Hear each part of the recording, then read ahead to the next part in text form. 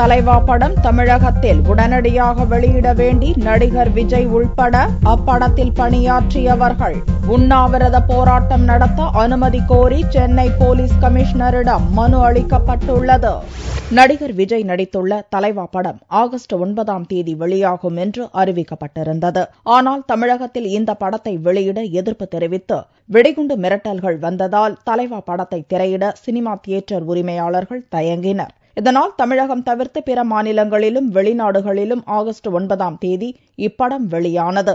இப்படம் தொடர்பாக முதல்வர் ஜெயலலிதாவை சந்தித்து முறையிட நடிகர் விஜய், இப்படத்தின் இயக்குநர் விஜய் உள்ளிட்டோர் முயன்றனர். அதைத் தொடர்ந்து அறிக்கைகளையும் வெளியிட்டனர். பத்திரிகையாளர்கள் சந்திப்பு நடத்தியும் படத்தை வெளியிட முதல்வர் ஜெயலலிதாவின் உதவிக்கு கோரிக்கை வைத்தனர். இந்நிலையில் தலைவா படத்தின் திருட்டு டிவிடிக்கள் விற்பனைக்கு வந்துள்ளதாகவும் இதை தடுக்க கோரியும் படத்தின் தயாரிப்பாளர் சந்திரபிரகாஷ் ஜெயின் சென்னை போலீஸ் கமிஷனரிடம் வெள்ளியன்று மனு கொடுத்தார்.